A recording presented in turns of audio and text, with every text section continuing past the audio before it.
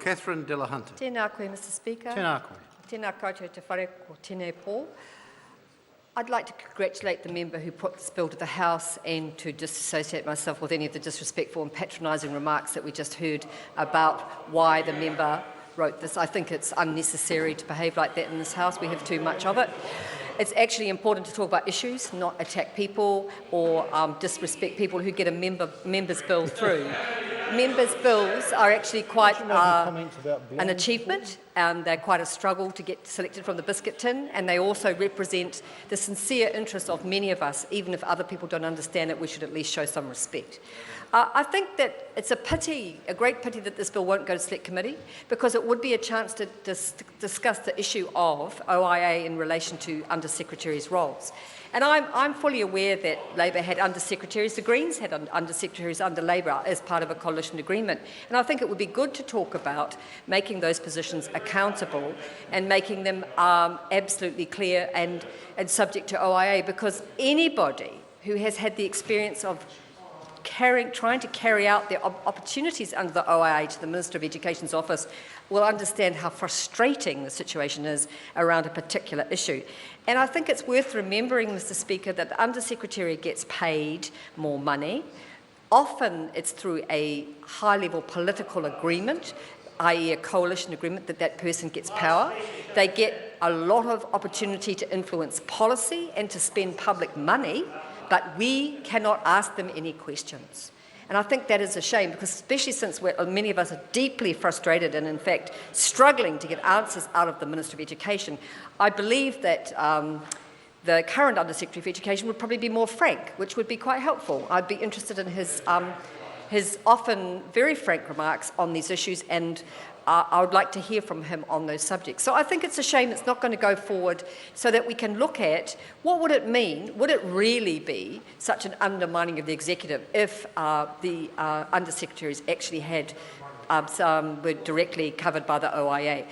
One of the reasons that some of us are exercised about the Official Information Act is the Under-Secretary role at the moment relating to information on charter schools, because we've had an authorisation debacle, we've had a funding, very interesting funding formula, which is now being adjusted because so much money was put in per student that even the Under-Secretary and the Minister know that it's wrong. So they're having to tweak the model, but it would be much better if, instead of the arduous and often frustrating struggle to get through to the official information, when half of it's redacted anyway, would be really great if we could actually talk straight about what's going on, why it's going on, and how much money is being spent.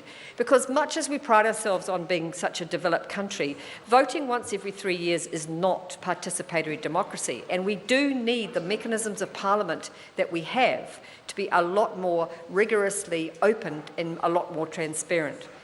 The public heavily rely on the Official Information Act, as do the opposition parties. And frustrating as it may seem to government ministers or their coalition partners, we actually need those mechanisms so that we can hold the government and the Under-Secretary, whose policy had a huge influence on government's education strategies this year, and a lot of money this term, and a lot of money's been spent. It would be great to be able to get straight answers. And so for many of us, I appreciate the member's bill, because I know that what he's trying to achieve is some consistency across that idea of open and transparent and healthy democracy. So it was great to hear Sarah Dowie talk about the importance of the Official Information Act and how important it is to have transparency. But then it's highly contradictory to turn around and say, but not for this. No, this position, which actually accrues considerable funding, considerable policy influence and opportunity, it will not be subject to the Act. So I think it's a special deal, and if you get a special deal, then actually if a person gets a special deal, Mr Speaker, they need to be subject to the same challenges as the ministers. I think that's an important part of the job. And so I would say to the current Under-Secretary, I hate the expression harden up, and I hated it when he used it.